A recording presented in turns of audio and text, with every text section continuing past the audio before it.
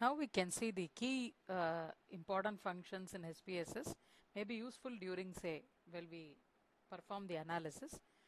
So they are just when we go to data, when we do some analysis, if we want to check the properties of any particular variable, here we can click this and push this into this, and we can give continue so that we can see the frequency distribution of that particular data. For example, if I want to check a variable whether it has any outlier, simply by seeing the count and values, if any value is exceeding out of the limit, we can able to find it out very easily rather than going to analysis and submitting. So this is data define variable properties. Next one is I want to do a sort of a function called as, say, uh, edit function. For this you can go to edit, insert a variable. This is simply like SPSS, that is the Excel, inserting a variable into that. So empty row has come. Likewise, if I want to create a row wise space, edit, sort, edit, insert, cases. Automatically this particular row has come. So if I want to create a row, insert cases. If I want to create a column or a variable, can give insert variable. So this is regarding insert property. I want to do a sort of edit. If I want to edit something or to replace something, I can go to edit, replace. For example, I don't want this 437. So simply by entering 437 to replace it by 5, automatically system will replace. So now we can see instead of 435, 5 has been replaced. Likewise, if you have any outliers, for example, I have outliers here. Instead of 3, they have typed 333. I want to remove this. Can simply go to edit option, and can replace this 333 to 3 to 3.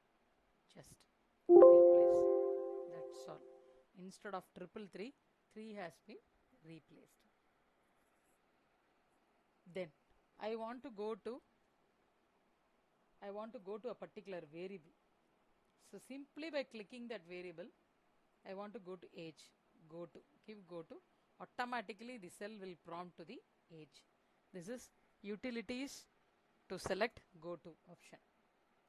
Then I want to do sort function.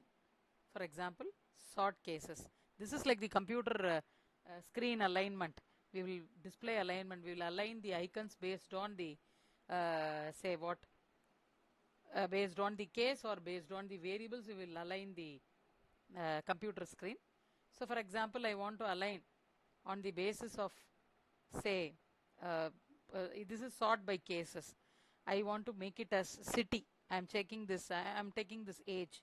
I want to make it in ascending order. Automatically this is uh, by cases. So majority it is of fillers, so missing values, so it is not there.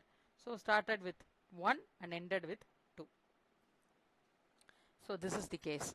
Now I want to do something on sort operation with respect to variables. So to align by name, automatically it will align by name.